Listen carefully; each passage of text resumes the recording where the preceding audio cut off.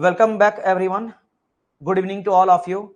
Good evening to all of you. तो आज के इस पर्टिकुलर सेशन में हम लोग डिस्कस करने वाले हैं क्लोसियस inequality for reversible and इनरिवर्सिबल cycle. अब ये क्लोसियस इनिक्विलिटी क्या होता है इसके बारे में थोड़ा बहुत झलक हम लोग देख चुके थे। कार्नोट साइकिल जब मैं आप लोगों को पढ़ाया था तो कार्नोट साइकिल में कार्नोट थ्योरम के बारे में डिस्कस करा था, है ना। कोरोलरी ऑफ कार्नोट हम लोग थ्योरम देखे थे, उसमें हम लोग क्लोसियस इनिक्विलिटी का झलक देखे थे। वो क्या था कि हीट को टेम्परेचर में कन्वर्ट करना, लेकिन इसको थोड़ा सा आज हम लोग और डीपली समझेंगे और साथ ही साथ हम लोग ये देखेंगे कि क्लोसियस इनिक्विलिटी जो है वो रिवर्सिबल के लिए क्या हो जाता है और इनरिवर्सिबल के लिए क्या होता है। दोनों साइकिल के लिए, चाहे मेरा रिवर्सिबल रहे या इनरिवर्सिबल रहे, दोनों के लिए मेरा क्लोसियस इनिक्विलिटी किस तरह से डिफाइन कर सकते हो। पहले तो हम लोग ये समझेंगे कि आखिर ये होता क्या है। चलिए स्टार्ट करते हैं। Very good evening to all of you. चलिए देखो, अगर बात करता हूं सबसे पहले मैं क्लोसियस इनिक्विलिटी एग्जांपल के थ्रू ही समझाता हूं। मैं केस यहां पे 1 ले लेता हूं, किसके लिए? Reversible cycle.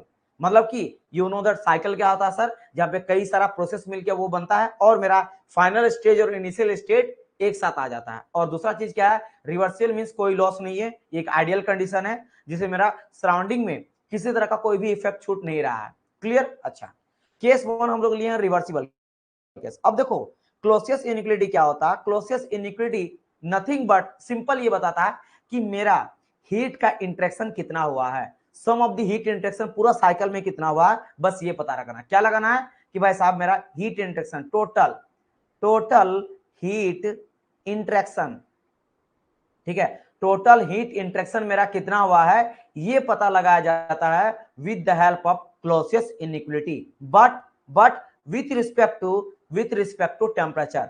मतलब कि ऑब्वियसली बात है, you know that without temperature difference heat तो मेरा फ्लो करेगा नहीं। तो भाई साहब अगर हीट मेरा इंटरेक्शन हुआ है, हीट ट्रांसफर हुआ है, तो भाई कितना टेम्परेचर डिफरेंस की वजह से हुआ है, यानी किस टेम्परेचर से हीट ट्रांसफर हुआ और किस टेम्परेचर में जा रहा है तो कितना हीट में जा रहा है। जैसे कि अगर मैं बात करूं सिंपल कोई भी मैं इंजन ले लेता हूं, जैसे ये मेरा क्या हीट इंजन है और इसको जैसे चूंकि रिवर्सिबल लिया गया तो समझ लो ये मेरा कैसा कार्नोट हीट इंजन हो जाएगा, है ना। क्योंकि याद करो इफिशिएंसी हम लोग निकालते थे नॉर्मली इंजन का, तो क्या हो जाता है 1 - Q2 अपन Q1 आ जाता है, राइट। ये चीज लिखते हैं। तो इसी को क्या लिखेंगे हम लोग क्लोसियस इनिक्विलिटी के बेसिस पे अगर देखेंगे तो मुझे क्या आप देखना है कि भाई साहब ये मेरा T1 रहा, जहां से मुझे कुछ हीट मिलता है सिस्टम को, इंजन को, ये वर्क डन करता है, हीट को रिजेक्ट करता है Q2 में। लेकिन अब हम लोग क्या करेंगे, देखेंगे भाई साहब ये जो मेरा Q1 हीट आया सिस्टम के अंदर ये किस टेम्परेचर से आया है, और फिर ये जो Q2 मेरा हीट रिजेक्ट हुआ है ये किस टेम्परेचर में रिजेक्ट हो रहा है। तो इन दोनों का सम जब करेंगे ना तो मेरा वो देता है क्लोसियस इनिक्विलिटी का फाइनल रिजल्ट। जैसे कि देखो मैं समझा देता हूं, देखो ये रहा मेरा क्या, देखो मैं आपको समझाता हूं पहले। जैसे इस तरह करेंगे कि भाई सम ऑफ द डेल क्यू हम लोग निकालेंगे डेल क्यू बाई टी, मतलब टोटल हीट इंटेक्शन किस किस टेम्परेचर लिमिट में हुआ है। तो यहां बात करेंगे सर यहाँ पे हीट का जो इंटेक्शन हुआ एक तो हुआ Q1 और डिवाइड बाय क्या करेंगे किस टेम्परेचर में हुआ है, तो सर T1 टेम्परेचर से हीट का आया है Q1 और प्लस और एक क्या हुआ मेरा Q2। Q2 कहां से आ रहा है, कहां जा रहा है, ये जा रहा है T2 टेम्परेचर में। तो ये हो गया आपका 2। तो बस इन दोनों का सम को हम लोग बोलेंगे total heat intention with respect to temperature, और यही बताता है मेरा क्लोसियस इनिक्विलिटी।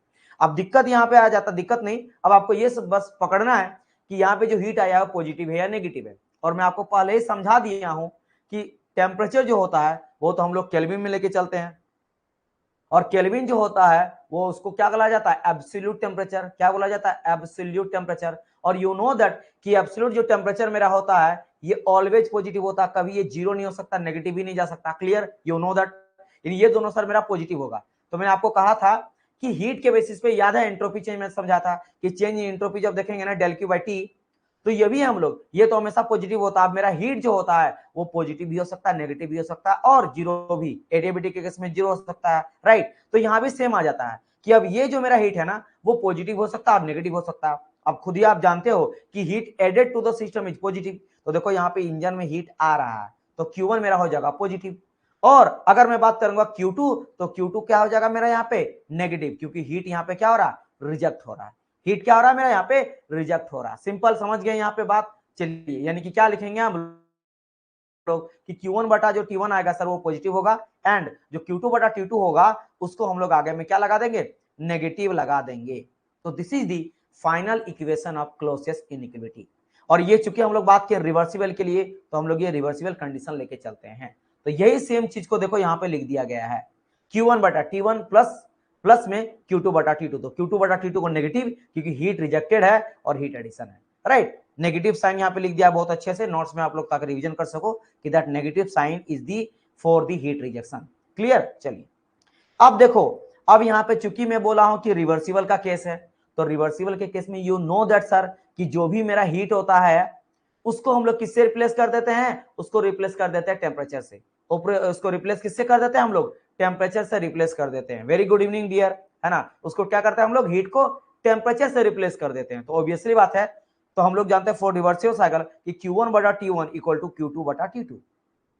तो यहां से हम लोग क्या कर सकते हैं, क्योंकि Q1 और T1 के फॉर्म में है, तो यहां पे भी कर सकते हैं कि Q1 रखें और T1 को नीचे लाएं। सिंपल, इस T1 को अगर मैं नीचे ले आऊंगा क्या हो जाएगा, Q1 बटा T1 इक्वल टू ये Q2 को ऊपर ले जाएंगे, यानी क्या हो जाएगा Q2 बटा T2। इस फॉर्म में लिख सकते हैं। यानी देखो आप खुद यहाँ नजर आ रहा कि सर यहाँ पे मेरा Q1 बटा T1 है, यहाँ भी देखो Q1 बटा T1 है। तो Q1 बटा T1 जहां पे है उसके जगह में भी हम लोग क्या पुट कर सकते हैं, Q2 बटा T2। तो इसके भी जगह में हम लोग पुट कर सकते हैं Q2 बटा T2। और पहले से भी क्या है मेरा Q2 बटा T2 तो यहाँ पे है ही, लेकिन ये मेरा नेगेटिव है। तो कुल मिला के ये नेगेटिव और ये पॉजिटिव कट के हो जाएगा जीरो, कट के क्या हो जाएगा, जीरो हो जाएगा। तो सेम चीज यहाँ पे करा गया, देखो कि यहाँ पे मैंने निकाला कि Q1 बटा T1 इक्वल टू Q2 बटा T2। तो ये सेम चीज यहाँ से यहाँ लिखा गया यहाँ पे कि del Q by T equal to यहाँ पे Q1 बाई T1 है ना, ये Q1 बाई T1 और यहाँ पे आ जाएगा चूंकि माइनस Q2 बाई T2, यहाँ से देखो माइनस Q2 बाई T2। तो यहाँ पे मैं कर सकता हूँ क्या, इसको भी चूंकि Q2 बटा T2 को भी लिख सकते हैं Q1 बटा, अब कुछ भी करो, बात एक ही है कि सर एक जैसा आ जाता है Q1 बटा T1 Q1 बटा T1 कि दोनों आपस में सेम है। तो यानी ये और ये कट के आ जाता है जीरो। यानी कि आपको फाइनल रिजल्ट क्या समझ आया कि closest inequality for reversible cycle is the zero. Closest inequality reversible cycle के लिए जीरो होता है और the sum of the del Q by T for reversible cycle is equal to zero. This is the final equation. यानी कि इसका मतलब क्या समझे, यानी आप बोल सकते हैं सर इसका मतलब ये हुआ कि क्लोसेस्ट इनइक्वालिटी अगर रिवर्सिबल साइकिल के लिए बात करता हूं तो जो भी मेरा हीट आया और गया वो मेरा विथ रिस्पेक्ट टू टेम्परेचर एकदम जीरो होगा, यानी कोई चेंज नहीं आएगा बिल्कुल, क्योंकि रिवर्सिबल है, कोई लॉस मेरा सराउंडिंग में छोड़ेगा नहीं। यानी कि जितना मेरा सराउंडिंग में हीट लिया है उतना रिजेक्ट भी करना पड़ेगा। जैसे कि मान लो 10 किलो जूल का अगर वो हीट लिया है तो यहाँ पे 10 किलो का रिजेक्ट करना पड़ेगा, मतलब कुल मिला के हीट को रिजेक्ट करेगा तब जाके तो वो चेंज जीरो आएगा। तभी जगह जो फॉलो करेगा कंजर्वेशन ऑफ एनर्जी, क्योंकि साइक्लिक फिर से घुमा के जा रहा है तो इनिशियल फेज में फिर आ भी गया और जो हीट लिया था उसको दे भी दिया, ताकि कोई भी यहाँ पे सराउंडिंग में इफेक्ट नहीं छोड़ेगा। तो ये हो जाता है रिवर्सिबल के केस में फाइनल इक्वेशन।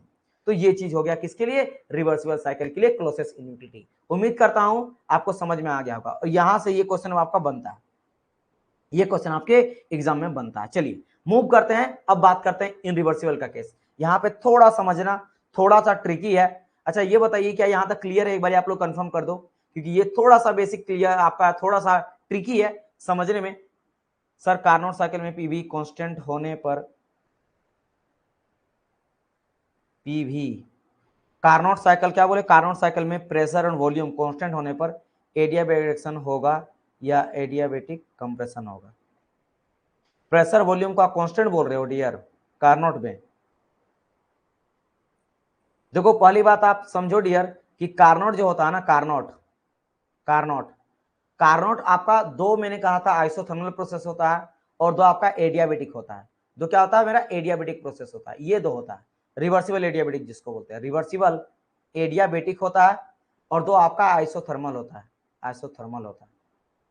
तो पहली बात आप जो मैंने आपने जो कहा ना कि पीवी डायग्राम में, तो पीवी डायग्राम में जब हम लोग बनाते हैं, पीवी डायग्राम में आप जो बनाते हैं तो आपने कहा यहाँ कांस्टेंट प्रेशर, एक सेकंड, साइकिल में पी और वी, तो पी और वी का कोई बात ही नहीं आता है। यहाँ पे मेरा प्रेशर और वॉल्यूम को यहाँ पे डिस्कस हम लोग करते नहीं है, क्योंकि कार्नोट जो बनाया था अपनी तरीके से साइकिल बनाया था। याद हो स्टेडी कार्नोट ये बोला था कि भाई साहब मैं दो साइकिल लूंगा, दो चार प्रोसेस लूंगा, चार प्रोसेस में दो प्रोसेस मेरा होगा आइसोथर्मल का और दो प्रोसेस मेरा होगा रिवर्सिबल एडियाबैटिक का। वहां पे ना तो वो प्रेशर का बात किया था ना ही वॉल्यूम का बात किया था, क्योंकि प्रेशर वॉल्यूम जब आ जाता है ना तो वो आपका रियल सिचुएशन आ जाता है, रियल सिचुएशन। तो उस सिचुएशन में आपका इफिशिएंसी घट जाता है, इसलिए उन दोनों को वो टच ही नहीं किया था, समझ गए। तो वो वाला चीज होगा ही नहीं। आप जो यहाँ बोल रहे हैं ना डियर, एक्सपेंशन रहे या कंप्रेशन रहे, वो मेरा एडियाबैटिक ही होता है, समझ गए। यहाँ पे आपका रिवर्सिबल एडियाबैटिक कंप्रेशन भी होता है और रिवर्सिबल एडियाबैटिक एक्सपेंशन भी होता है। तो यही रिवर्सिबल एडियाबैटिक आपका कंप्रेशन भी होगा और एक्सपेंशन भी होगा। तो एक्सपेंशन रहे या कंप्रेशन रहे वो जो आपका होगा वो कैसा होगा, रिवर्सिबल एडियाबेटिक होगा। समझ गए? उसी तरह का आइसोथर्मल में भी देखे थे कि आइसोथर्मल में भी कंप्रेशन होगा और आइसोथर्मल भी एक्सपेंशन होगा। तो यहाँ पे कंप्रेशन भी दो होता है, एक्सपेंशन भी दो होता है, लेकिन यहाँ पे कांस्टेंट प्रेशर का और कांस्टेंट वॉल्यूम का नहीं होता है। समझ गए? होता तो दोनों है ना, लेकिन प्रेशर वॉल्यूम नहीं। एक टेम्परेचर कांस्टेंट रहता तब होता कंप्रेशन और एक्सपेंशन, एक जब मेरा entropy I mean reversible adiabatic में एंट्रोपी कांस्टेंट रहता है ना, तब आपका कंप्रेशन एक्सपेंशन होता। क्लियर? चीजें को समझना आप लोग को है, ठीक है। चलिए, प्रेशर वॉल्यूम का डिस्कस वहां पे बिल्कुल नहीं करना है। चलिए, अगर यहां तक क्लियर आपका हो गया, अब मूव करते हैं आगे। अब जाते हैं सेकंड केस की ओर। अब बात करते हैं हम लोग इन रिवर्सिबल साइकिल का केस ले लेते हैं। किसका बात करेंगे? इन रिवर्सिबल साइकिल। देखो यहाँ पे जब इन रिवर्सिबल साइकिल लेंगे, ऑब्वियसली बात है, you know that in reversible दुनिया में जो भी प्रैक्टिकल साइकिल होता है वो तो क्या होता है, इन रिवर्सिबल होता है ना,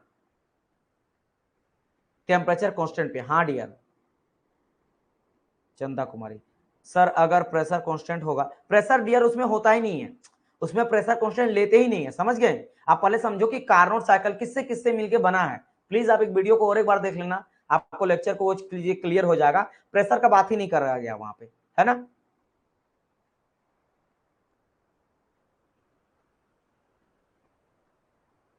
अगर प्रेशर कांस्टेंट होगा तो क्या, तो या तो वॉल्यूम इंक्रीज होगा या डिक्रीज करेंगे, उसके अनुसार चेक कर सकते हैं। हाँ बिल्कुल वो कर सकते हो, है ना। लेकिन जब वहां पे साइकिल में प्रेशर का बात किया गया है तब वहां पे कोई प्रेशर का बात ही नहीं करा गया, है ना। हाँ आप ये बोल सकते हो कि जब मेरा कांस्टेंट टेम्परेचर ले रहे हैं तो प्रेशर में क्या चेंज आ रहा है, प्रेशर वगैरह तो घटता बढ़ता था। देखो बात समझो मेरी बात, चूंकि पीवी डायग्राम हम लोग ले रहे हैं तो वहां पे आपको प्रेशर वॉल्यूम प्रेशर भी घट रहा बढ़ रहा, ठीक है। क्योंकि ऑब्वियसली बात है, जब कंप्रेशन करोगे, जैसे जब आप कंप्रेस करते थे तो कंप्रेस में क्या था, दबा रहे हैं तो प्रेशर मेरा बढ़ता था, क्या होता था, प्रेशर मेरा इंक्रीज करते जाता था, इंक्रीज कर रहा था इस तरह से, प्रेशर इंक्रीज करता था और वॉल्यूम घटता था। देखो यहाँ पे क्या हो रहा है, प्रेशर मेरा बढ़ रहा है, प्रेशर मेरा यहाँ पे बढ़ रहा है, इंक्रीज कर रहा है, और वॉल्यूम मेरा घटते जा रहा है, वॉल्यूम क्या हो रहा है, मेरा घट रहा है, वो हो रहा है। लेकिन एक्चुअल में वहां साइकिल में जो बात करा जाए प्रेशर में, प्रेशर प्रोसेस को नहीं लिया गया, क्योंकि पीवी डायग्राम में डिस्कस कर रहे हैं तो हाँ यहाँ चूंकि आइसेंट्रोपिक कंप्रेशन हो रहा है लेकिन कंप्रेस हो रहा तो वॉल्यूम और प्रेशर में चेंज तो देखने को मिलेगा। समझ गए? बिल्कुल बिल्कुल बिल्कुल। डाउट क्लास का एक सेशन रखेंगे, जो भी आपके दिमाग में डाउट चल रहा ना उन सभी को हम लोग डिस्कस करेंगे, ठीक है, उन सभी को डिस्कस करेंगे। लेकिन हाँ डाउट क्लास जो चलेगा उसके लिए जो भी आपका क्वेश्चन डाउट बन रहा है उसको मुझे सारे को एक बार ही ना इस नंबर में सेंड कर लेना। एक मैं डाउट सेशन कभी चला दूंगा, एक काम करना 8210989049, अभी क्वेश्चन नहीं सेंड करना है। जब मैं आप लोगों को क्लास में बोलूंगा कि नेक्स्ट वीक या इस दिन मैं आपका डाउट सेशन लूंगा, तो उससे पहले आपके दिमाग में जो भी डाउट बन रहा है, जिस भी थ्योरी से जो मैं पढ़ाया हूं उन सभी का जो भी स्क्रीनशॉट करके भेज देना। मैं क्या करूंगा, उन सभी को फिर से एक्सप्लेन आपको कर दूंगा, ठीक है। क्योंकि आप बोलोगे कुछ, मैं समझाऊंगा कुछ, आप लिखोगे मैं कुछ समझूंगा, लेकिन मेरे पास अगर सारा स्क्रीनशॉट रहेगा क्वेश्चन का तो मैं अच्छी तरह से आप लोग को एक्सप्लेन कर दूंगा। चलिए, तो हम लोग अब बढ़ते हैं इस क्वेश्चन की ओर।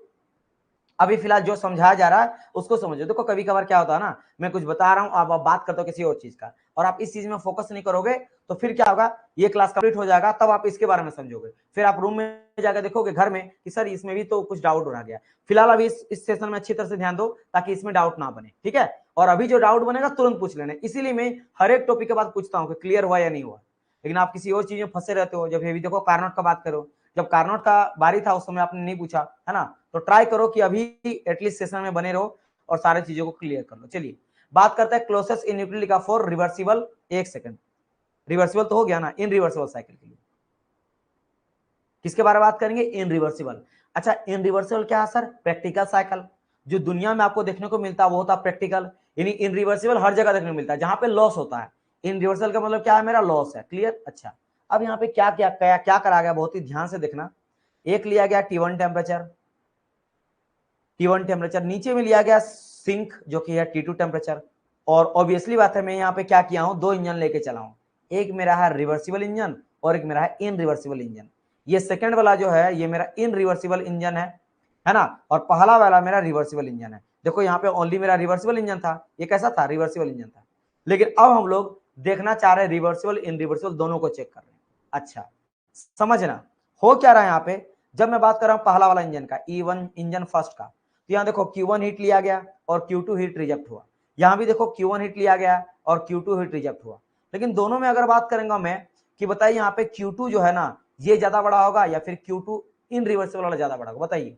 चलो यहाँ से तो ये दिया गया है, लेकिन आप मेरे को बताओ क्या यहाँ पे Q2 जो है ये बड़ा होगा Q2 इन रिवर्सिबल से, या फिर मेरा Q2 इन रिवर्सिबल जो है ना ये बड़ा होगा Q2 से, क्योंकि Q2 मेरा रिवर्सिबल है। बताओ रिवर्सिबल कौन सा बड़ा होगा, Q2 रिवर्सिबल वाला या Q2 इन रिवर्सिबल वाला?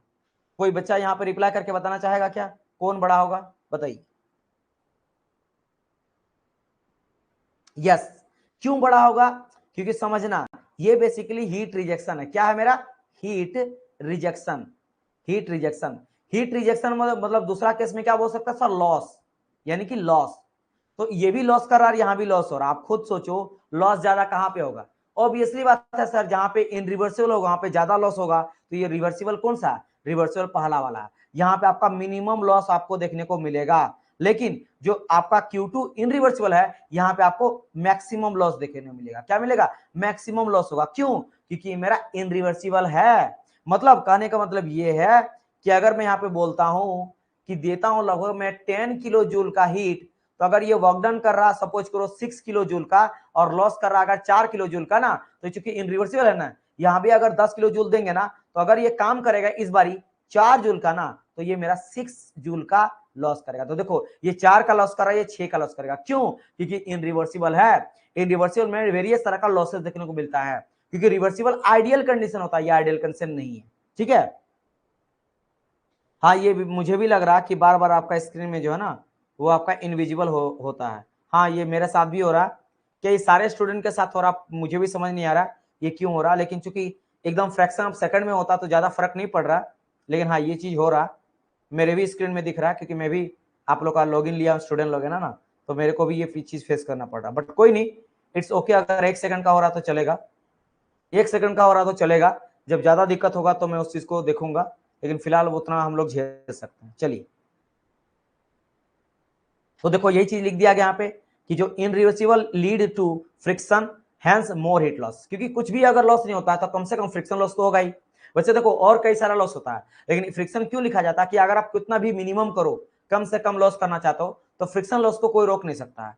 फ्रिक्शन होता है ना, वो तो रो होगा ही, क्योंकि मोशन जब करेगा एक मेरा कोई भी मशीन दूसरे मशीन से सट के चलेगा तो फ्रिक्शन होगा, तो फ्रिक्शन की वजह से लॉस होता है, हीट का लॉस होता ही होता है। तो ये मेरा ज्यादा हो जाता है। चलिए, अब समझना यही, बस यही आपको समझना था। अब फिर से अब बात करते हैं अगर हम लोग क्लोसेस्ट इनइक्वालिटी का, तो क्या जानते हैं? Sum of the del Q by T, sum of the del Q by T. तो यहाँ पे क्या लिखते हैं? वही कि Q1 बटा T1 प्लस आ जाएगा यहाँ पे क्या? Q2 बटा T2। बट हम लोग इस बार क्या लेंगे? जो Q2 लेंगे ना, ये मेरा क्या आ जाएगा? इनरिवर्सिबल वाला आ जाएगा। ये हम लोग लेंगे क्या?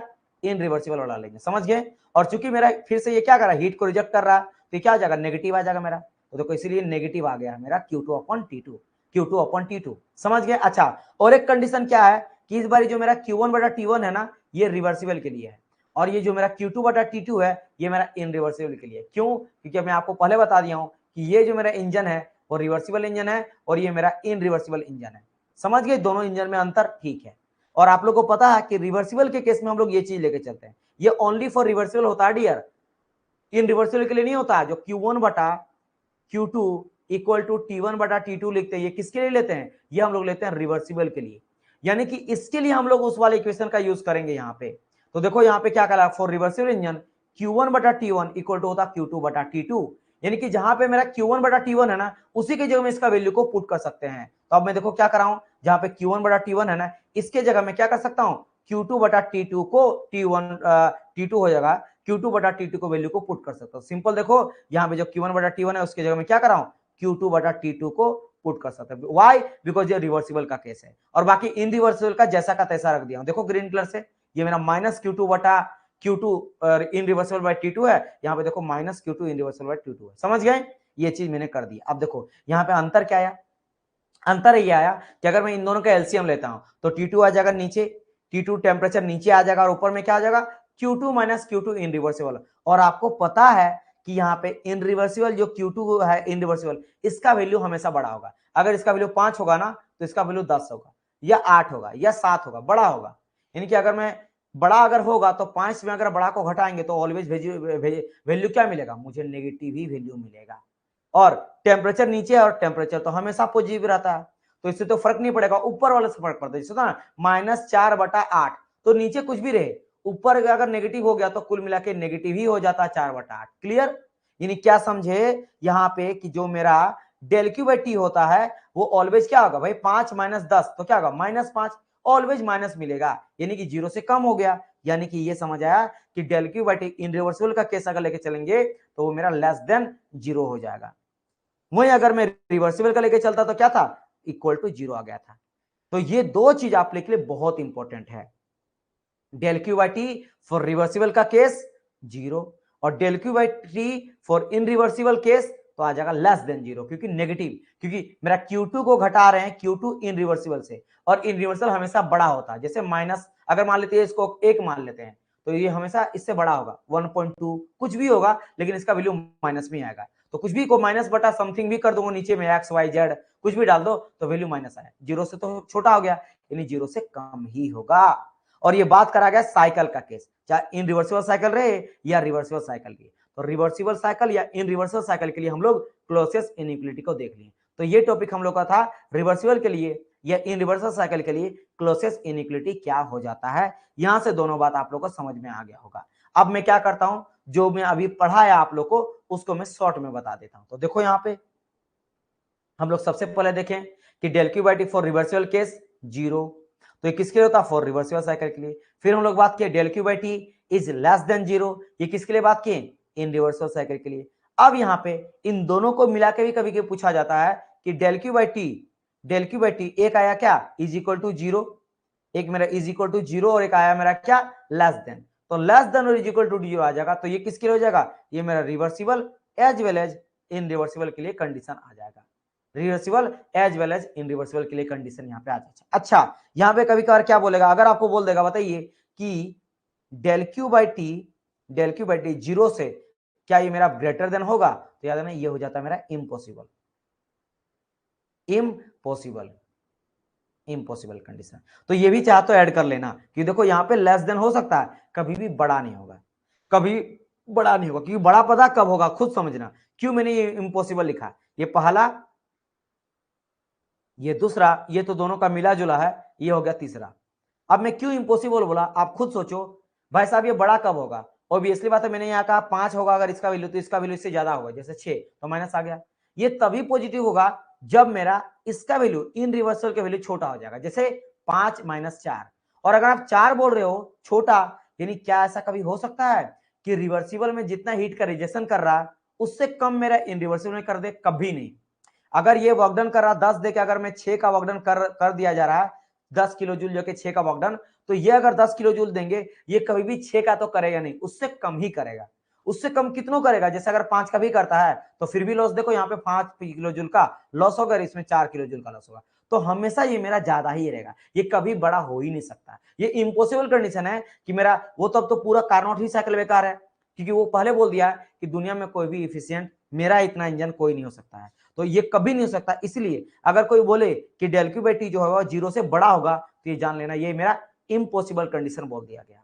समझ गए, या तो 0 होगा रिवर्सिबल के लिए, फिर इम्पॉसिबल इन रिवर्सिबल के लिए लेस देन 0 हो जाएगा। क्लियर? तो यहां से आपको तीनों चीज समझ में आ गया होगा। नाउ अब देखो यहाँ पे कुछ क्लोसियस इनइक्वालिटी को क्या करा जाता है, मोर देन वन जो रिजर्वेयर होता है उसके लिए लागू करा जाता है, रूल यूज करा जाता है। तो उसके लिए कैसे करेंगे उसको थोड़ा समझ लेते हैं, है ना। देखो कैसे पूछा जाता है, न्यूमेरिकल में आपको एक क्वेश्चन पूछा जाता है जहां पे आपको या तो मल्टी सोर्स होता है या मल्टी सिंक होता है। जैसे देखो यहाँ पे मेरा ये भी सोर्स है और ये भी सोर्स है, T1 और T2, तो ये दोनों क्या है, मेरा सोर्स है, तो मल्टी सोर्स हो गया। और ये देखो ये दोनों क्या है, मेरा सिंक है, तो यहाँ पे मल्टी सिंक है। तो इस केस में अगर कोई बोलेगा क्लोसियस इनइक्वालिटी कैसे निकालेंगे, तो सिंपल सा बात आपको पता है कि क्या लिखें, del Q by T equal to 0 sum of the, क्योंकि चूंकि अगर बोल देगा कि मोस्टली जो पूछा जाता है ये रिवर्सिबल सिस्टम या रिवर्सिबल का केस, या फिर कार्नोट बोल देगा, तो कार्नोट रहे रिवर्सिबल बोले, या फिर यहाँ पे अगर आइडियल भी बोल दे, तो बात वही आ जाता है कि है तो रिवर्सिबल। और रिवर्सिबल का भी हम लोग क्या बात किए थे कि रिवर्सिबल के केस में जो डेल क्यू बाई टी होता है वो 0 हो जाता है, यानी कि इक्वेशन तो हम लोग यूज करेंगे del Q by T equal to 0। तो देखो पहला वाला के लिए क्या आ जाएगा यहाँ पे कि भाई Q1 बटा T1 प्लस Q2 बटा T2 प्लस माइनस Q3 बटा T3। ये माइनस क्यों मैंने करा, देखो हीट एडिशन किया जा रहा है तो पॉजिटिव लेंगे, यहाँ भी हीट ऐड हो रहा है तो पॉजिटिव ले लेंगे, और ये बाहर निकल रहा है तो हो जाएगा नेगेटिव, तो इसलिए Q3 बटा T3 नेगेटिव है। अच्छा यहाँ पे देखो जरूरी नहीं कि नीचे वाला बाहर ही जाएगा, देखो ये Q3 ऊपर क्यों जा रहा है, पॉजिटिव हो जाएगा, ये Q2 बाहर जा रहा तो नेगेटिव हो जाएगा ये, और Q1 भी अंदर आ रहा तो पॉजिटिव हो जाएगा। तो इस बार देखो Q1 बटा T1 को पॉजिटिव ले लिया गया, Q2 बटा T2 को लिया गया पे नेगेटिव, और Q3 बटा T3 को पॉजिटिव लेगा, सम ऑफ दी जीरो कर देंगे। वाई, बिकॉज पूछा कि भाई साहब अगर ये बोलेगा रिवर्सिबल, तो रिवर्सिबल के केस में हम लोग del Q by T equal to 0 लेके चलते हैं, दैट्स इट। समझ गए? यस डियर, सुलभ शक्ति बिल्कुल आपने सही कहा, हीट एडिशन इज पॉजिटिव और हीट रिजेक्शन इज नेगेटिव, बिल्कुल करेक्ट है ना, समझ गए? यस यस चंदा आपने बिल्कुल सही कहा कि ऑब्वियसली बात है, अगर यहाँ पे वर्क डन का बात करेंगे तो वर्क डन जो होगा मेरा रिवर्सिबल का वो ज्यादा होगा, ऑब्वियसली बात है। इसलिए तो भाई इफिशियंसी ज्यादा होता है मेरा रिवर्सिबल इंजन का, क्यों? क्योंकि वो ज्यादा इफिशियंट मतलब क्या था, जो ज्यादा काम कर रहा है, क्योंकि इफिशियंसी बेसिकली क्या था, work done upon heat supply. तो आप खुद सोचो ना, यहाँ पे मेरा क्या efficiency directly proportional to work done, अगर वर्क डन बढ़ेगा तो इफिशियंसी भी बढ़ेगा, तो वर्क डन मेरा हमेशा ज्यादा किसका होता है, रिवर्सिबल का। तो ऑब्वियसली बात है जो भी रिवर्सिबल का अगर मैं बोलूंगा रिवर्सिबल का वर्क डन है ना, वर्क डन जो रिवर्सिबल का होगा ऑलवेज ज्यादा होगा than the irreversible engine, और क्योंकि ये लॉस कम से कम कर रहा है, ज्यादा हीट का यूटिलाइजेशन कर रहा है वर्क डन करके, समझ गए? तो यहाँ से ये भी चीज क्लियर, ये भी चीज आपका क्लियर हो गया।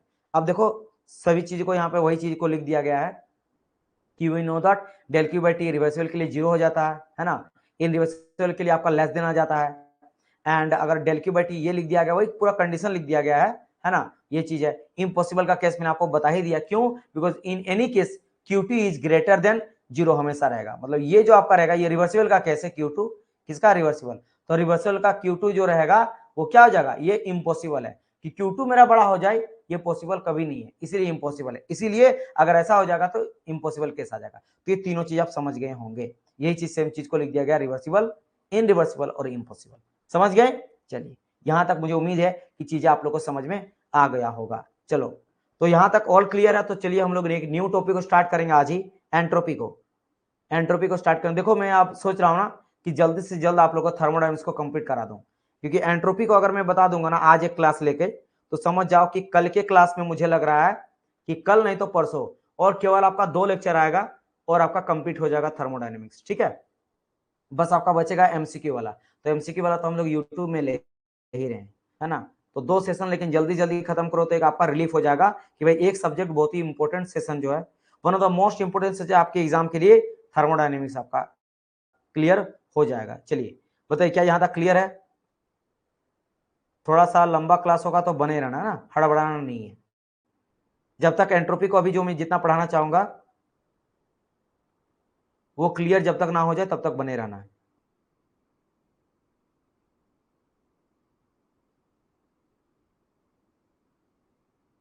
ठीक है डियर?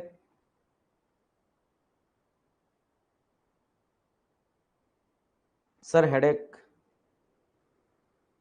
अरे ये क्या हो रहा भाई, ये समझ नहीं आ रहा ब्लैकआउट क्यों हो जा रहा है, ये काफी लंबा time, black screen, yes yes yes,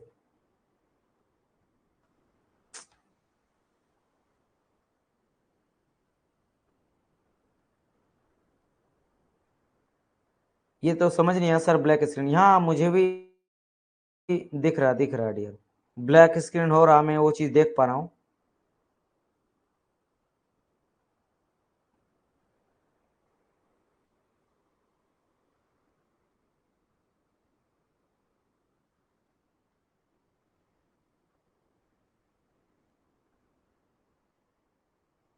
एक सेकंड सर, कहीं आपके हिलाने से नहीं होता है? नहीं नहीं, मैं कुछ भी नहीं कर रहा हूं, मैं कुछ भी नहीं कर रहा हूं डियर, मैं बिल्कुल कुछ भी नहीं कर रहा हूं, मुझे ये चीज समझ नहीं आ रहा है।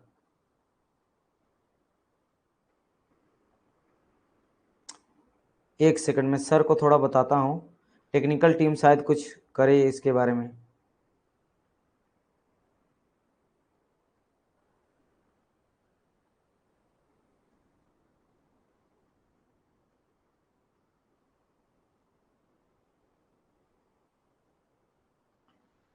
सर मे भी आपके साइड से नेट वीक हो अभी। हाँ हो सकता है, लेकिन जियो फाइबर है डियर, और ये 100 Mbps का है। लोग जो जाते हैं ना, वो आपका 10 मतलब 20 MB से लेकर 25 Mbps में काम बन जाता है, Mbps से। लेकिन मेरा यहाँ पे 100 Mbps है ना। तो 100 Mbps बहुत होता है। Now it's okay, yes yes, अभी ठीक है।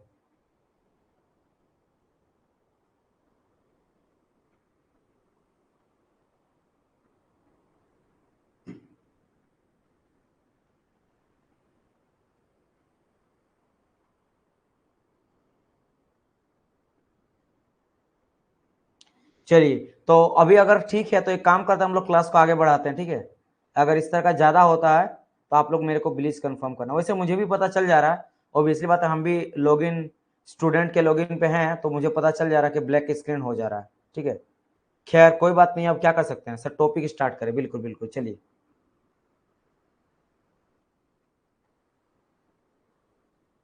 हाँ थोड़ा बहुत लैग भी हो रहा है ना।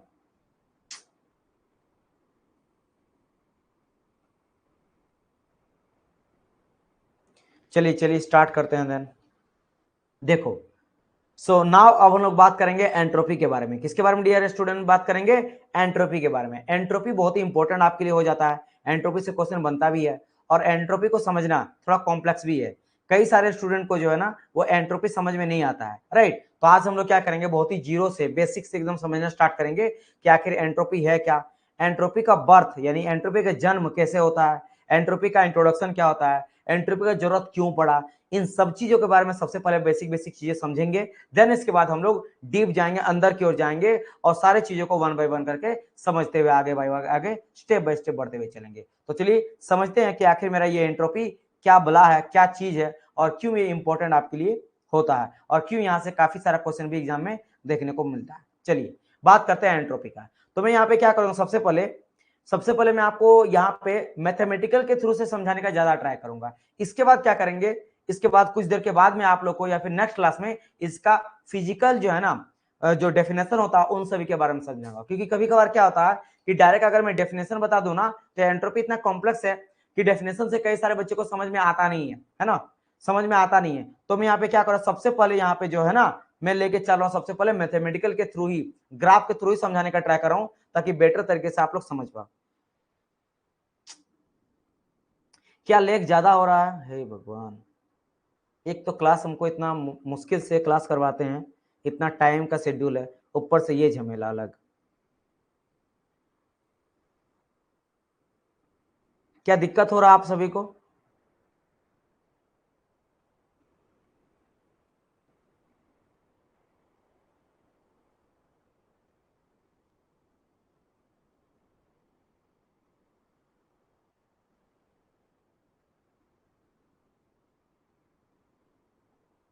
आई नो लेग हो रहा है।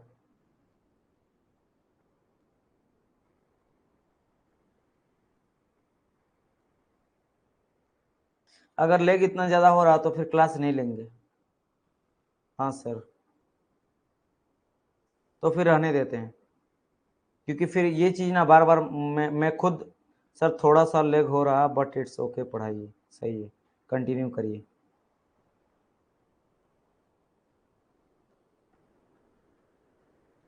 ओके ठीक है, तो चलिए डिस्कस करता हूं मैं, है ना।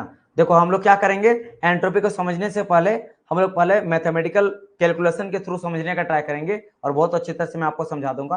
तो देखो बात करते हैं एंट्रोपी का, है ना। एंट्रोपी केस वन लेके चलते हैं, रिवर्सिबल साइकिल। किसका बात करेंगे सबसे पहले, हम लोग यहाँ बात करेंगे रिवर्सिबल साइकिल का। क्लियर सर, उधर का अलग प्लस पिन दोनों इशू क्रिएट कर रहा है।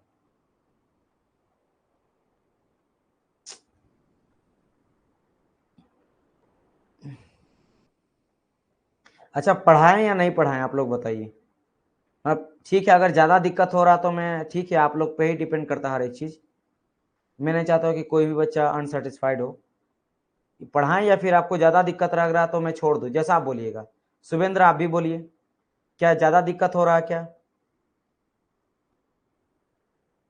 क्योंकि मेन है आप लोग को पढ़ना बहुत इंपॉर्टेंट है, समझना बहुत इंपॉर्टेंट है।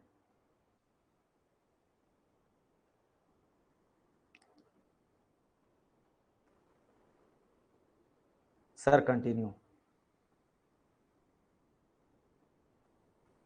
आज मूड खराब हो गया इलेक्ट्रिकल के क्लास में, क्या हो गया भाई?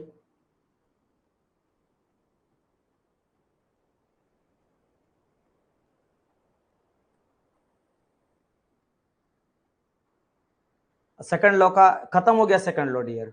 ये आप एंट्रोपी स्टार्ट हो चुका, मतलब ये आपका एक न्यू चैप्टर है एंट्रोपी। यहां तक आप लोग का सेकंड लॉ खत्म हो चुका है। This is your new chapter. कुछ समझ में नहीं आया? क्या नहीं समझ आया डियर? एंट्रोपी स्टार्ट नहीं हुआ dear, this is a new chapter. This is a new chapter Kamal, ये बिल्कुल न्यू चैप्टर है। अभी कुछ नहीं, मैं अभी जो आप लोगों को बताया हूं ये आप लोग का था सेकंड लॉ का ही पार्ट था, जिसमें मैंने क्लोजेस्ट इनइक्वालिटी का बात करा। क्लोजेस्ट इनइक्वालिटी तो सर कुछ नहीं है ना। क्लोजेस्ट इनइक्वालिटी क्या आता है? Sum of the del Q by T है। सम ऑफ द अच्छा, कुछ नहीं समझ आया इलेक्ट्रिकल क्लास में। ओके ओके ओके ओके, तो कोई बात नहीं सर से और एक बार पूछ लेना आप लोग। चलो, मेरा भी कोई कभी कभार क्या होता है ना, मूड मेरा भी खराब होता है, बहुत ज्यादा मुझे गुस्सा आता है। बाकी चीजों में नहीं, लेकिन जब मैं क्लास लेता हूँ ना उस समय भी नेट वगैरह के चक्कर में ना फ्लो पूरा टूट जाता है। मैं बताने का सोचता हूँ किस तरह से, और ये जो फ्लो तोड़ देता ना मेरा पूरा मूड ऑफ हो जाता है, फिर मेरा बिल्कुल नहीं मन करता है। चलिए, तो अब लग रहा कुछ देर से ठीक है थोड़ा सा, है ना। स्टार्ट करता हूँ मैं, चलिए। तो चलिए फिर से स्टार्ट करते हैं, हम लोग एंट्रोपी को समझ स्टार्ट करते हैं। Entropy one of the most important आपके लिए टॉपिक हो जाता है, और यहाँ से कई सारा क्वेश्चन देखने को मिलता है, और कई सारे बच्चों को एंट्रोपी समझ में आता भी नहीं है क्योंकि बहुत ही कॉम्प्लेक्स होता है ना। तो मैं क्या करूंगा, बहुत ही पहले जीरो से आपको स्टार्ट करूंगा, बेसिक बेसिक चीजें बताऊंगा। जो थ्योरम वगैरह हो जाता है उसको बताने से पहले पहले मैं इसका इंट्रोडक्शन समझाऊंगा कि आखिर एंट्रोपी आखिर क्या है, एंट्रोपी का कहां से इसका बर्थ होता है, यानी जन्म कहां से होता है, क्यों होता है, इसका जरूरत क्या पड़ा, कैसे इसको डिफाइन करेंगे, राइट। अलग अलग प्रोसेस के लिए, अलग अलग साइकिल के लिए क्या क्या हो जाता है, विद द हेल्प ऑफ अलग अलग केस के थ्रू से हम लोग इसको समझेंगे। उसके बाद धीरे धीरे इसके अंदर डीप जाएंगे और फिर आप लोग को ए टू जेड बताया जाएगा। तो चलिए एंट्रोपी को समझते हैं, और एंट्रोपी को सबसे पहले समझाने के लिए मैं हेल्प ले रहा हूं यहाँ पे क्या, कुछ अलग अलग ग्राफ के थ्रू समझा रहा हूँ, अलग अलग साइकिल के थ्रू समझाऊंगा। इसके बाद मैं क्या करूंगा, इसका फिजिकल जो अपेयरेंस होता है, ये भी जो फिजिकल डेफिनेशन होता है ना, डेफिनेशन के थ्रू बाद में समझा जाएगा। क्योंकि कभी कभार क्या होता है, एंट्रोपी को डायरेक्ट डेफिनेशन से समझा जाता है तो समझ में नहीं आता है, क्योंकि है बहुत ही कॉम्प्लेक्स चीज। तो मैं आप लोग को जिस तरीके से आप लोग इजी तरह समझ पाओ उसके तरीके से समझाने का ट्राई करता हूँ, ठीक है। चलिए, तो देखो, हम लोग जब बात कर रहे हैं, जब बात करें एंट्रोपी का, तो एंट्रोपी में हम लोग पहला केस लेके चलते हैं रिवर्सिबल साइकिल के लिए। किसका बात करेंगे हम लोग सबसे पहले? Reversible cycle. देखो क्यों मैं यहाँ पे केस लेके चल रहा हूँ, क्योंकि लगभग आपको रिवर्सिबल साइकिल के बारे में ऑलमोस्ट सब कुछ पता है कि सर रिवर्सिबल में क्या होता है, जहां से मैंने स्टार्ट करा वहीं रिटर्न आ जाना, सराउंडिंग में कोई लॉस नहीं होता है। और हम लोग को ये भी पता है कि अभी हम लोग जस्ट पढ़े हैं क्लॉसेस इनइक्वालिटी के बारे में, और क्लॉसेस इनइक्वालिटी के थ्रू रिवर्सिबल साइकिल के लिए जो डेल क्यू बाई टी होता है वो इक्वल टू जीरो होता है। क्या अभी हम लोग देखे कि नहीं? बिल्कुल देखे सर, कि del Q by T for reversal cycle मेरा is equal to the zero हो जाता है। क्लियर? बिल्कुल सर, हम लोग समझे। अब नाउ यहां पे मैं क्या कर रहा हूं, एक मैं ले लिया हूं इस तरह से डायग्राम, ये मेरा कुछ भी डायग्राम हो सकता है, might be it's a PV diagram और टीएस डायग्राम। ये मेरा पीवी डायग्राम भी हो सकता है एंड टीएस डायग्राम भी हो सकता है, उससे कोई फर्क नहीं पड़ता है, उससे कोई फर्क नहीं पड़ता। व्हाई? बिकॉज देखो यहाँ पे समझना, एक से लेकर दो तक एक मैं प्रोसेस लेके चला हूं। अब ये प्रोसेस जा रहे हैं किसके थ्रू से? ए पाथ के थ्रू से। ए यहाँ पे क्या है? ए इज योर पाथ, ए मेरा यहाँ पे पाथ है। तो ए पाथ के थ्रू एक जगह से मान लो दिस इज योर होम, और होम से लेकर ट्यूशन, है ना, या मार्केट, या कहीं भी आप मान लो, होम से लेकर आप मार्केट तक या ट्यूशन गए ए पाथ के थ्रू। और जब रिटर्न आ रहे हो तो रिटर्न के लिए आप दो रास्ते को चूज किए हो। एक बच्चा जो हो बी रास्ते के थ्रू से जल्दी आ गया, और आप बोलोगे मुझे और मार्केट कहीं घूम के जाना है, तो आपने घूम के गए, राइट। लेकिन दोनों का दोनों मेरा अगर किसी भी थ्रू जा रहा है वो तो रिवर्सिबल है। वाई? बिकॉज आ रहा तो एक ही जगह पे, सब घुमा फिरा के एक ही जगह आ गया, आया कि नहीं? बिल्कुल आ गया। अब देखो इतना बस समझ गए, बस एकदम स्टेप बाय स्टेप हम लोग चलेंगे। अब देखो सबसे पहले बात करते हैं रिवर्सिबल साइकिल पहला वाला, जैसे कि सर ए रास्ते के थ्रू गए, रिवर्सिबल, रिवर्सिबल है तो ऑब्वियसली रिटर्न आएगा, और ये बी के थ्रू आ गए, तो दिस इज माय साइकिल। पहला साइकिल क्या बना मेरा? 1 1 A 2 B 1, घूम के आ गया। देखो 1 A 2 B 1 आया, ठीक है। और दूसरा साइकिल क्या बनेगा? कोई बच्चा बोलेगा कि नहीं सर मैं ए के थ्रू तो जा रहा हूं, लेकिन मैं रिटर्न घूमूंगा सी के थ्रू आया, लेकिन वो भी रिवर्सिबल है, घुमा फिरा के वहीं आ गया। तो अब आया क्या? 1 A 2 C 1 आ जाएगा। तो देखो यहाँ पे 1A2C1। याद करो जब हम लोग इंटरनल एनर्जी देखे थे ना फर्स्ट लॉ में, डेल क्यू जो हम लोग बात किए थे, del Q equal to D U plus del W. तो याद करो मैं यहाँ पे जो इंटरनल एनर्जी के लिए इक्वेशन यूज किया था सेम इसी तरह यूज कर रहा हूँ। यहां से भी हम लोग जब हीट का एंड वर्क का डिफरेंस देखे थे तो मुझे इंटरनल एनर्जी मिला था जो कि पॉइंट फंक्शन मिला था। सेम चीज यहां भी करेंगे, यहां भी मुझे पॉइंट फंक्शन को उत्पत्ति करेंगे, इजाद करेंगे, मतलब नया एक चीज को बनाएंगे जो होगा पॉइंट फंक्शन, जबकि जो डिफरेंस आएगा वो पाथ फंक्शन की वजह से आएगा। इसी के लिए यह पूरा कहानी है, इसलिए आपको यही एग्जाम्पल के थ्रू आपको समझा रहा हूं, ये आप लोग देख चुके हैं। चलो तो अब देखो बात करते हैं पहला साइकिल के लिए। तो अब लेकिन यूज करें किसका, वहां हम लोग बात किए थे फर्स्ट लॉ ऑफ थर्मोडायनामिक्स का, डेल क्यू जो होता था del Q minus del W देखे थे, हीट माइनस वर्क का डिफरेंस लेके चले थे। यहां पे क्या करेंगे, क्लोसेस्ट इनइक्वालिटी का यूज करेंगे। तो क्लोसेस्ट इनइक्वालिटी क्या बोलता है, del Q by T, same as in first law. हाँ बस अंतर क्या है, इस बार हम लोग Clausius inequality del Q by T का सम अप लेके चल रहे हैं, क्योंकि बेसिकली हम लोग बात करें किसका, हीट का विथ रिस्पेक्ट टू टेम्परेचर में कितना चेंज आ रहा है, ठीक है ना। तो देखो हम लोग को क्या पता, चूंकि रिवर्सिबल साइकिल का कहानी है, तो रिवर्सिबल के लिए आपको पता है कि हम लोग इज इक्वल टू जीरो लेंगे। तो देखो इज इक्वल टू जीरो लिया गया है। अब वही बात है कि हीट कितना चेंज हो रहा है विथ रिस्पेक्ट टू टेम्परेचर, तो 1 से 2 के बीच में कुछ ना कुछ मेरा ऑब्वियसली बात है, हीट दिया तभी तो वर्क डन किया है। तो मान लेते हैं कि डेल क्यू बाई टी का चेंज हुआ है ना। और दूसरा में जैसे बी के थ्रू गया, चूंकि 1A2B1 के बाद किया गया, तो बी में भी कुछ मेरा हीट का चेंज हुआ विथ रिस्पेक्ट टू टेम्परेचर, तो यहाँ भी कुछ डेल क्यू बाई टी का हुआ है। इसमें जो प्रोसेस लिया गया 1A2 वाला लिया गया, देखो यहाँ पे 1A2 है, और यहाँ पे जब रिटर्न आ रहा था 2B1 है, तो 1A2 2B1। और ये तो क्या है, क्योंकि मेरा साइकिल ही मेरा रिवर्सिबल है, तो प्रोसेस भी दोनों का दोनों मेरा रिवर्सिबल प्रोसेस होगा, क्योंकि प्रोसेस ही मिलके साइकिल बनता है। ये भी रिवर्सिबल प्रोसेस 1 से लेकर 2 क्या है मेरा प्रोसेस है, और अगर बात करेंगे 2 से लेकर फिर 1 रिटर्न आया है ना, तो ये भी क्या है मेरा प्रोसेस है। ये मेरा ए पाथ के थ्रू गया था, ये बी पाथ के थ्रू गया था, और ये पूरा मिला देंगे कि 1A2B1, तो ये बन जाएगा मेरा साइकिल, ये प्रोसेस मिलके साइकिल बनता है। तो देखो ये साइकिल है और ये दोनों मेरा प्रोसेस है। सभी चीजों को ध्यान देना। चलो ये समझ गए। अब बात करते हैं सेकंड साइकिल का। सेकंड साइकिल कौन सा था, ये भी रिवर्सिबल है, ए के थ्रू सर गए लेकिन अब सी के थ्रू आ रहे हैं। तो यहाँ पे सेम कहानी है कि डेल क्यू बाई टी यहाँ भी होगा, डेल क्यू बाई टी यहाँ भी होगा। कौन सा, दो प्रोसेस में, एक प्रोसेस में रहा 1A2, देखो 1A2, और जब रिटर्न आ रहे हैं तो आ रहा 2C1, क्या आ रहा 2C1, क्लियर। अच्छा अब यहाँ पे आप देखोगे जैसा हम लोग बात किए थे फर्स्ट लॉ में भी, यहाँ पे भी आपको नजर आ रहा कि सर जाने का तो एक ही रास्ता है। देखो आने का दो रास्ता है, बी के थ्रू आ रहा, सी के थ्रू आ रहा है, लेकिन जाने के लिए जैसे ग्रीन वाला देखो, रास्ता केवल एक ही है जाने का, रास्ता दोनों बच्चा इधर से ही गया था, जाने का रास्ता, आने का दो रास्ता था।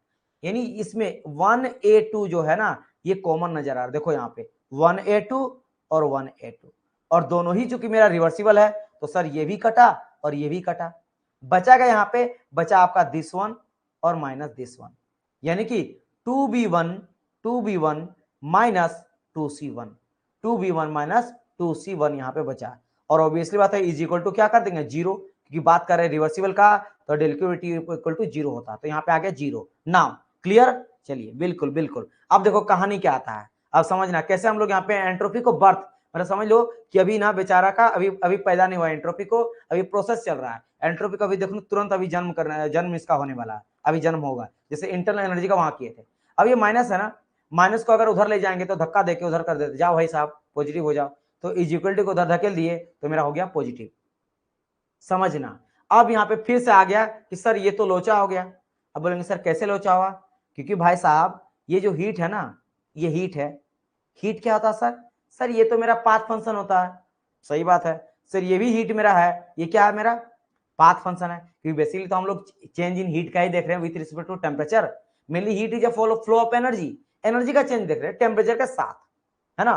तो यस सर ये दोनों का दोनों तो पाथ फंक्शन होता है, ये पाथ पे डिपेंड करता है, लेकिन सर अगर पाथ पे डिपेंड करता, देखो ये मेरा 2B1 है, अच्छा 2B1 का सर एरिया क्या होगा, देखो ये पे 2B1, इसका एरिया तो कुछ इतना आएगा, वॉल्यूम साइड में अगर मैं एरिया ले लेता हूं तो मुझे इतना एरिया मिल जाता है।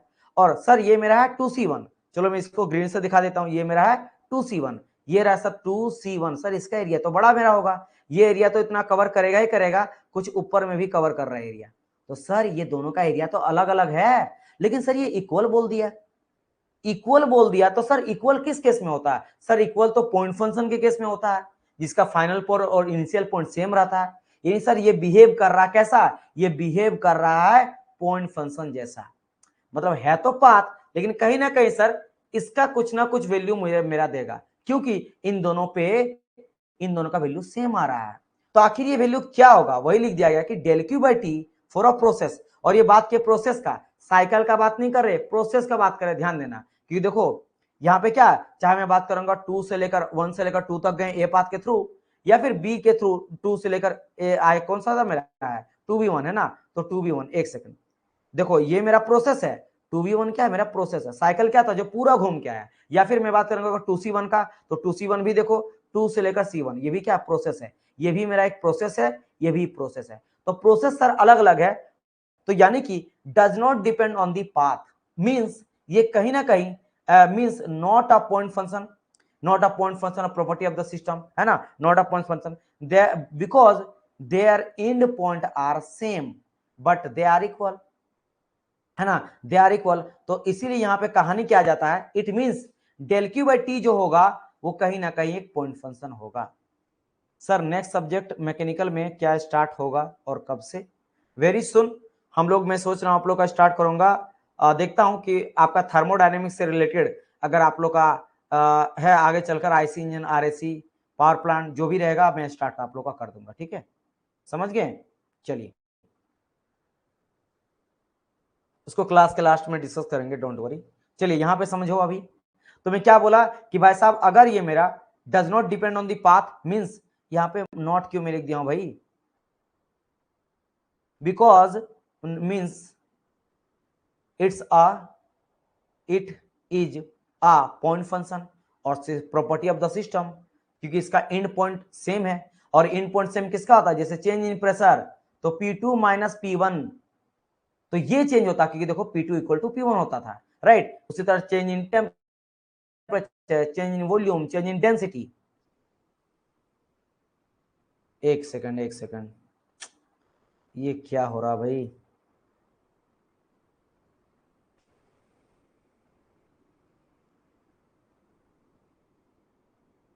चलो गायब हो गया।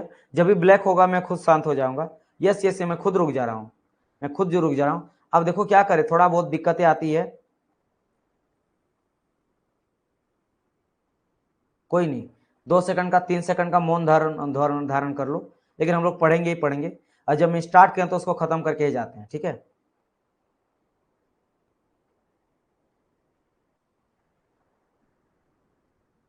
अब ठीक है ठीक है ठीक है।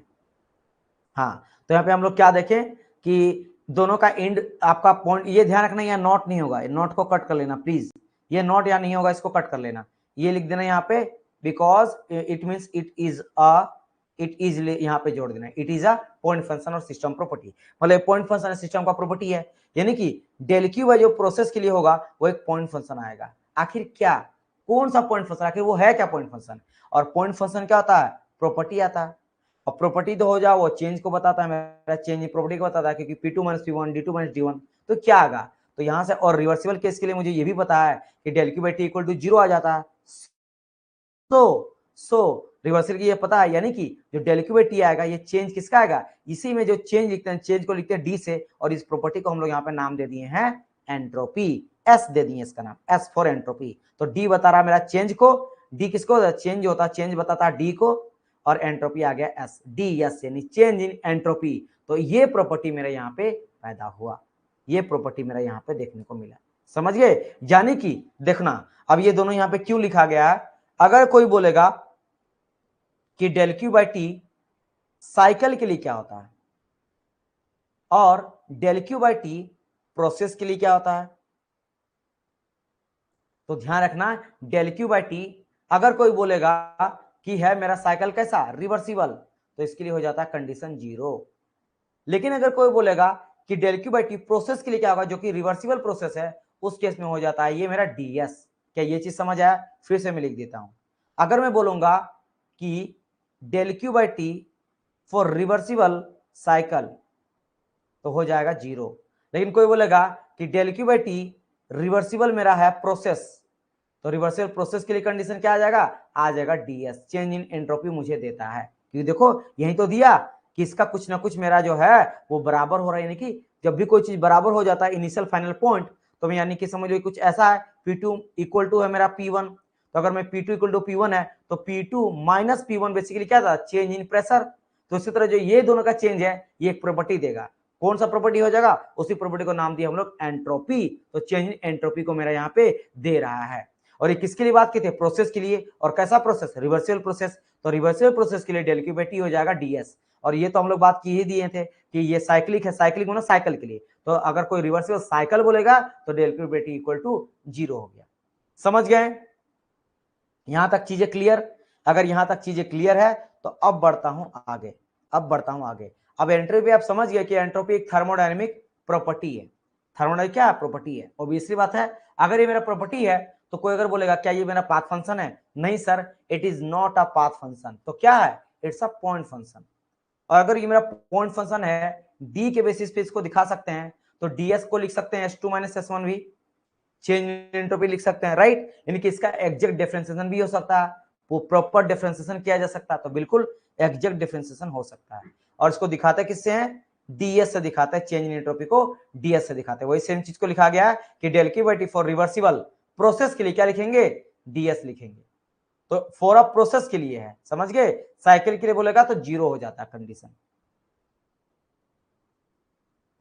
यस, पहला वाला में साइकिल था, ये पूरा अभी बात की प्रोसेस का, ये पूरा बात की प्रोसेस का, है ना, ये मैं यहाँ पे लेके चला था साइकिल, लेकिन एक्चुअल में हम लोग प्रोसेस का ही बात किए थे डियर, ये प्रोसेस, क्योंकि ये दोनों को देखे थे ना, एक्चुअल तो हम लोग किसका बात किए, साइकिल कंडीशन लेके, लेकिन हम लोग इसका और इसका बात किए थे, तो ये दोनों को जब उधर ले गए क्योंकि नेगेटिव आया था और जब इधर कर दिए तो ये भी एक तरह से एक प्रोसेस था, ये प्रोसेस था और ये भी प्रोसेस था, तो बेसिकली हम लोग साइकिल से प्रोसेस पे आए हुआ है। हाँ, इससे पहले जो कंडीशन देखे थे ना, ये तीनों मेरा साइकिल के लिए था, ये तीनों साइकिल के लिए था, ये भी साइकिल था, ये भी साइकिल था, राइट साइकिल था, ये रिवर्सिबल साइकिल, ये इनरिवर्सिबल साइकिल और ये इम्पॉसिबल साइकिल। वही मैं कह रहा हूँ कि डेल क्यू बाई टी जो हो जाता है, ये बेसिकली क्या था, रिवर्सिबल, ये रिवर्सिबल आपका साइकिल था।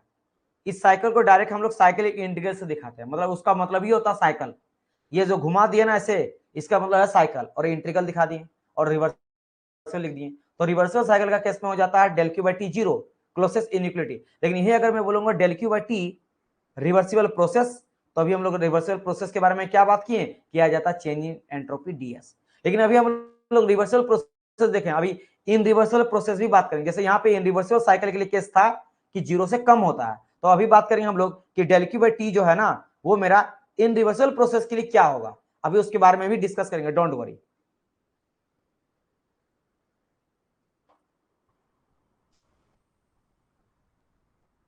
किसका किसका एग्जैक्ट डिफरेंशिएशन लेते हैं, जो भी पॉइंट फंक्शन होता है उन सभी का एग्जैक्ट डिफरेंशिएशन लेते हैं, जो भी पॉइंट फंक्शन होता है, जो भी पॉइंट फंक्शन जिसका पॉइंट फंक्शन को से देखेंगे, चेंज इन देखेंगे, जिसको डी से लिखा जाता है ना, DP, DT, DV, D rho, है ना, ये सब, जैसे प्रेशर, टेम्परेचर, वॉल्यूम, डेंसिटी, है, thermal conductivity, this all are my system property, इन सभी को एग्जैक्ट डिफरेंशिएशन किया जा सकता है, जिसको डी से लिखेंगे उसका एग्जैक्ट डिफरेंशिएशन होता है। दो ही है जिसका डिफरेंशिएशन नहीं करते इन थर्मोडायनेमिक्स, अधिकतर जिसके बारे में पढ़ते हैं, एक आ जाता है मेरा हीट और एक आ जाता है मेरा वर्क, ये दोनों को दोनों हम लोग इनएग्जैक्ट होता है, इनएग्जैक्ट डिफरेंशिएशन। और इसको हम लोग ये भी नहीं लिख सकते कि del W equal to W2 minus W1 भी नहीं लिख सकते, गलत हो जाएगा, इन सबको लिख सकते हैं, P2 minus P1, T2 minus T1, V2 minus V1, रो2 माइनस रो1, आराम से लिख सकते हैं। और ये सब का सब क्या होता है, मेरा पॉइंट फंक्शन होता है, क्योंकि ये दो ही देखो, P2 माइनस P1 लिख दिए तो फाइनल इनिशियल पॉइंट में डिपेंड कर रहा है, इसलिए पॉइंट फंक्शन, और जो भी पॉइंट फंक्शन होता है वो सिस्टम का क्या होता है, प्रॉपर्टी होता है, प्रॉपर्टी।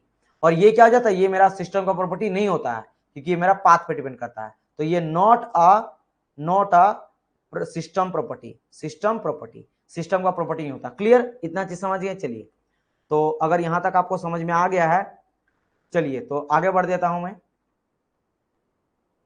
ठीक है। अभी हम लोग देखो इनरिवर्सिबल का भी केस आपको समझाया जाएगा, यहां देखो इनरिवर्सिबल का केस लेंगे, सेकंड केस लेंगे इनरिवर्सिबल का। अभी मैं इनरिवर्सिबल के बारे में नहीं बताऊं, केवल रिवर्सिबल प्रोसेस के बारे में बताया। अभी इनरिवर्सिबल साइकिल के इनरिवर्सिबल प्रोसेस के बारे में बात करेंगे। देखो डेल क्यू बाई टी जब इनरिवर्सिबल के लिए लेते हैं, इनरिवर्सिबल प्रोसेस के लिए, तो देखो चेंज इन एंट्रोपी मेरा क्या जाता है, लेस देना जाता है, इसे याद करो कि अगर मैं बोलूंगा डेल क्यू बाई टी, फिर ब्लैक हो गया। अगर मैं बोलूंगा del Q by T reversible irreversible cycle, तो इन रिवर्सल साइकिल के लिए क्या होता है, 0 से लेस देन आ जाता था। तो यहां भी लेस देन ही होगा, लेकिन डीएस के लेस देन आ जाएगा। समझ गए? अभी मैं पूरा आपको कहानी समझा दूंगा, साइकिल का भी बता दूंगा और प्रोसेस का भी समझा दूंगा। चलिए पहले हम लोग उससे पहले कुछ चीजों को और समझते हैं। यहां तक अगर आप समझ गए, अब बात करते हैं, मैंने आपको बार बार कहा था कि हम लोग थर्मोडायनेमिक्स में जो टेम्परेचर लेके चलते हैं, वो टेम्परेचर क्या हो जाता है मेरा, एब्सोल्यूट जीरो टेम्परेचर, या फिर बोल सकते हो कि हम लोग केल्विन टेम्परेचर को लेते हैं। किसको लेते हैं? केल्विन टेम्परेचर को लेते हैं। लेते हैं कि नहीं? और जो केल्विन टेम्परेचर होता है उसको हमेशा पॉजिटिव लेते हैं। मैं आपको कहा था नेगेटिव नहीं लेते हैं, जीरो नहीं लेते हैं। क्यों नहीं लेते हैं? क्यों नहीं लेते हैं? इसीलिए यहां पे लिख दिया गया वाई, या फिर बोला गया कि it is impossible to reach absolute zero temperature. Absolute मतलब केल्विन, तो केल्विन टेम्परेचर का जीरो होना इम्पॉसिबल है। क्यों सर, क्यों इम्पॉसिबल है? चलो समझते हैं। यहां पे देखो क्यों समझना। एब्सोल्यूट टेम्परेचर केल्विन को बोलते हैं। तो अगर मैं मान लेता हूं, सपोज कर लो कि मैं जीरो एब्सोल्यूट टेम्परेचर ले लिया, यानी कि जीरो केल्विन ले लिया। अच्छा, जीरो केल्विन मतलब क्या होता है? आपको पता है कि अगर डिग्री सेल्सियस को हम लोग कन्वर्ट करते हैं केल्विन में, तो 273 को जोड़ते हैं, राइट?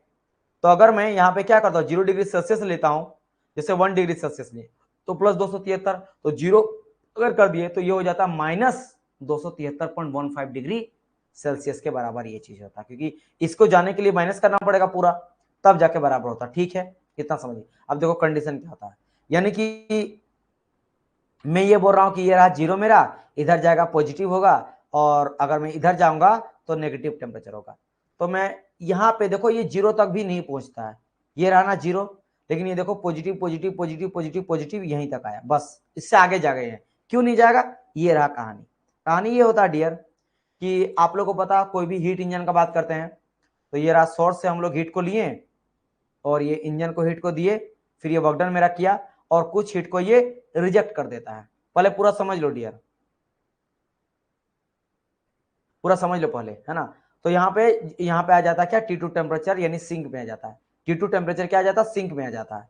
तो मैं मान लेता हूँ एक टाइम के लिए, मान लेता हूँ सपोज कि ये मेरा T2 टेम्परेचर जो है वो जीरो हो जाएगा। क्या मान लेता हूं कि सिंक टेम्परेचर मेरा जीरो हो गया। अब देखो खेल, अगर मैं बोल दिया कि T2 टेम्परेचर जीरो हो गया, इसका मतलब क्या जानते हैं, क्लोजेस्ट इनइक्वलिटी थ्रू जानते हैं, Q1/T1 इक्वल टू Q2/T2। तो यहां से अगर मैं Q2 का वैल्यू निकालना चाहूंगा, किसका, Q2 का वैल्यू निकालना चाहूंगा, तो क्या आ जाएगा कि भाई Q1/T1 इंटू T2। तो यहां से अगर वैल्यू पुट कर देंगे, तो वैल्यू पुट करने की जरूरत ही नहीं है, डायरेक्ट देखो T2 आपका क्या माना है, आपने जीरो माना है, तो जीरो से जैसे मल्टीप्लाई होगा तो पूरा कहानी क्या आ जाएगा, Q2 भी जीरो, Q2 भी जीरो। अगर Q2 जीरो हो जाएगा तो एक रिजर्व पूरा खत्म कर दिया। वाई? बिकॉज आपने यहाँ पे क्या करा, Q2 को ही जीरो मान लिया, इसको भी जीरो मान लिया, यानी इसको लेने का जरूरत ही नहीं है, यानी कि सिंगल रिजर्वियर। यानी कि अगर आप सिंगल रिजर्वियर हो गया तो ये मेरा वॉयलेट कर रहा है किसका, केल्विन प्लैंक स्टेटमेंट को या सेकंड लॉ ऑफ थर्मोडायनामिक्स को। क्योंकि सेकंड लॉ ऑफ थर्मोडायनामिक्स क्या बोलता है, ये बोलता है it is impossible to reach a, मतलब ये बोलता है कि it is impossible to conduct a machine और engine which operate in a single reservoir. मतलब कोई भी ऐसा इंजन को बना नहीं सकते हैं जो मेरा सिंगल रिजर्वियर में काम करे और हीट को लेके 100% वर्क डन में कन्वर्ट कर दे, क्योंकि ये 100% यहाँ पे एफिशिएंसी होगा कि कोई रिजेक्शन हो ही नहीं रहा, विच इज नॉट पॉसिबल। इसीलिए दैट इज वाई हम लोग कभी भी केल्विन को इम्पॉसिबल है कि मेरा जीरो तक पहुंचता है। इसीलिए देखो ये जीरो है ना, तो जीरो से भी इधर ही रहता है बेचारा। बोले मान लो ये 50 है, 40 है, 30 है, 20 है, 10 है, ये कुछ 5 4, लेकिन पॉजिटिव, ये कभी भी जीरो भी नहीं आएगा, नेगेटिव तो दूर की बात है। दैट्स वाई इन थर्मोडायनेमिक्स और जो भी कैलकुलेशन अधिकतर आप देखते हो, हम लोग हमेशा डिग्री सेल्सियस को फट से केल्विन में कन्वर्ट कर लेते हैं 273 को जोड़ के। देखोगे अब बचपन भी करते होंगे ना, यही करते हैं। आज आपको समझ में आ गया ऐसा क्यों करते हैं, क्योंकि सेकंड लॉ, और सेकंड लॉ बेसिकली इंजन को डिफाइन करता है। तो अगर आपका इंजन ही फेल हो गया तो वैसा वो लगेगा कहां से, वो काम कैसे करेगा, है ना? सेकंड लॉ आपका खत्म तो पूरा का पूरा रेफ्रिजरेटर खत्म, पूरा का पूरा हीट पंप खत्म, पूरा का पूरा हीट इंजन खत्म, तो कोई इंजन बचेगा ही नहीं, क्योंकि इंजन ही पता चला सेकंड लॉ के थ्रू। तो सेकंड लॉ ही अगर वॉयलेट हो गया, खंडित कर दिए, तो फिर तो कहानी खत्म हो गया, गोल हो गया। इसीलिए आपको यहाँ पे उसका तो इज्जत देना पड़ेगा भाई, क्योंकि उसी की वजह से इंजन है, इसीलिए पॉजिटिव हम लोग लेके चलते हैं। क्लियर? हाँ, क्योंकि सिंगल प्रोसेस नहीं, सिंगल रिजर्वियर, केवल सिंगल रिजर्वियर है, यही आपका सिंगल रिजर्वियर है।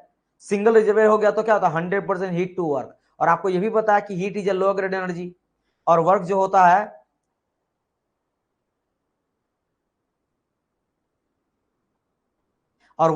ये क्या हो जाता है मेरा हाई ग्रेड एनर्जी। तो वर्क हो जाता है हाई ग्रेड एनर्जी और हीट हो जाता है मेरा लो ग्रेड एनर्जी। हीट हो जाता है मेरा लो ग्रेड एनर्जी, वर्क हो जाता है मेरा हाई ग्रेड एनर्जी। और अब जो बचा हुआ सेशन है इसको हम लोग कल 11 बजे समझाएंगे, और क्या कर सकते हैं बताओ, ये करने ही नहीं दे रहा। चलिए, good night everyone, good night to all of you.